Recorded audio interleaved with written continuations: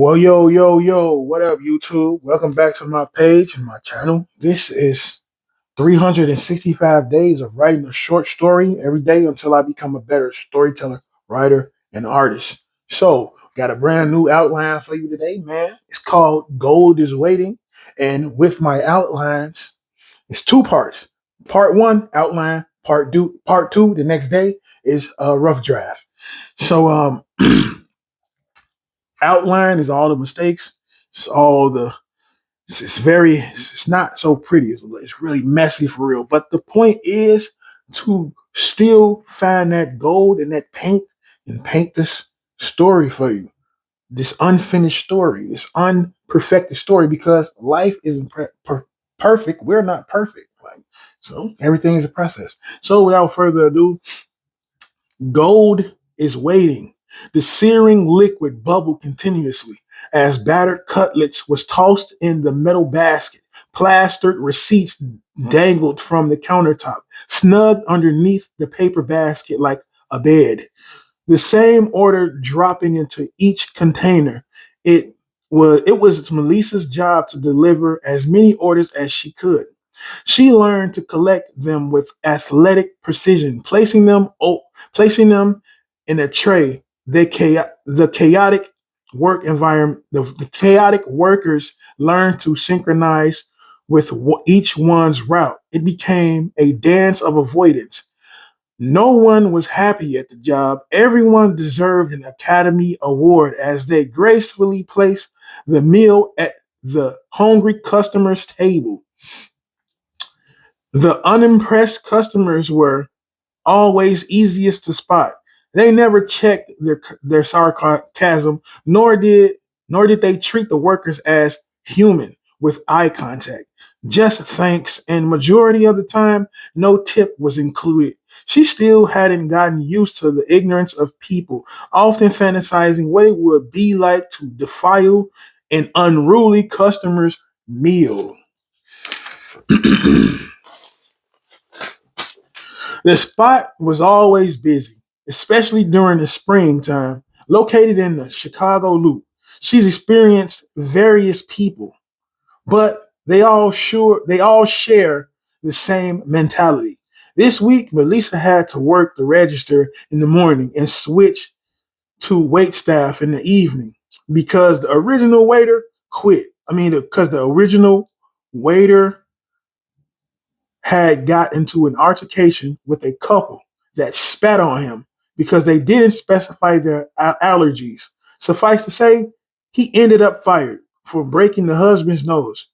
He's often held to a high regard by the staff members, speaking of his battle as if it was the stuff of legends. Exiting the subway, Melissa trudged towards that dreadful place. Everyone around her was so much taller. Maybe it's the reason she wore a huge afro.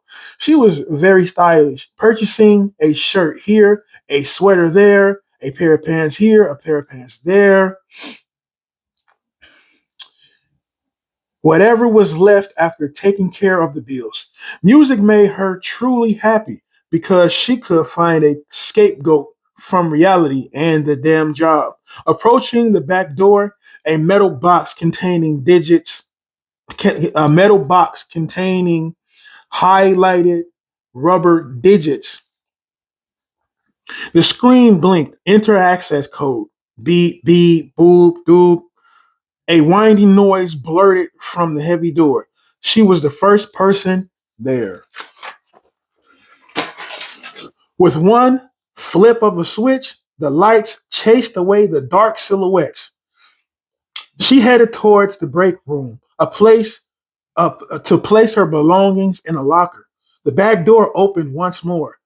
In walked the manager Mark and the main chef Luis. They just finished chattering about the last night's game. Luis arrived second in the break room. Aloha, chica. Removing his jacket, she sarcastically grimaced. Aloha. Hooking his backpack and jacket on the metal hooks. Are you not ready for some more bullshit? They shared a howl. Moments later, the rest of the staff arrived. The time is now 9 a.m. and the doors are fully open. The first straggler came waddling in. There's an invisible stress meter hovering over each customer's head. Likewise, a depleted energy meter hovered over hers. He gawked at the menu items. She cracked a fake smile, standing completely still, not making any subtle movements. She's dealing with a potentially wild human being. His mind was finally made up. He's gathered enough time. Can I have an egg and bacon on a Hawaiian roll? She typed away at the register. Sure thing. Anything abruptly. He ended her sentence.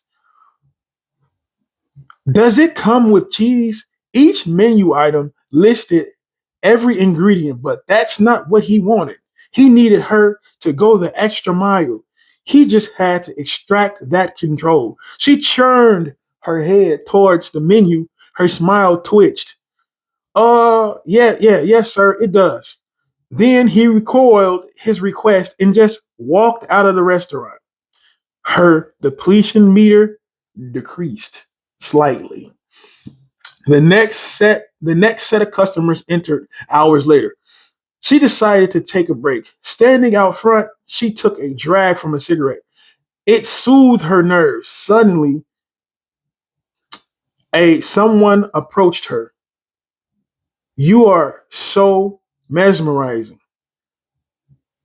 The woman pictured her in different attire. You are stunning, she said. Flattered, she blushed. Thank you. You're beautiful as well. The woman pulled out a cigarette and asked for her lighter. I'm Fantasia. Nice to meet you. They shook each other's hands lightly. I'm Melissa. She eyed Melissa's uniform. To work in the fast food industry again. It builds so much character, no? She nodded in agreement, something like that. It pays the bills. My parents insisted that I help out. I figured somehow I can eventually save up to go back to school. Fantasia put the cigarette out. Yeah, education is important, but I can tell by how expressive your hair is alone that you're an artist. Life is about chances and saying yes to brand deals. So here's my contact information. She passed her a burgundy card with gold lettering. The Alluring Modeling Agency. Pulling Melissa inward for a hug, she strided off as if every step she took was on the catwalk. The break ended swiftly. Back into the swamp she swam. It was packed. Munching and chatterings scurried throughout the restaurant. It was time for her to switch positions, and the orders were ready for her. Holding the receipt towards the light fixture, three family meals, three family desserts, a party for a table of 15. The kitchen was a jungle. The chef roared for pickup on table 7. The dishwashing machine rumbled as it was overloaded with plates and other utensils. Cashiers restrained their urge to pounce on the smug guest. An old school bell went off. An old school bell went off. Table 15, order up. She glided through the chaos of the kitchen, skating on pure adrenaline. Incoming collision. The second waiter hoisted the tray above his head. Melissa wedged through the narrow crack by the teeth of her skin. She grabbed the black food stand, tucking it underneath her armpit. The order occupied two shelves. She grabbed the first tray, backing out. Order coming out. The chaos briefly halted as she backpedaled out the kitchen. A magnificent display of skill and balance, deserving an Olympic score of a perfect 10. Swerving through the floor of the restaurant, her table was in reach. A customer took notice, mouthing, "It's about time." Suddenly, a chair shot out in front of her. It all happened so quickly. The scenery blurred.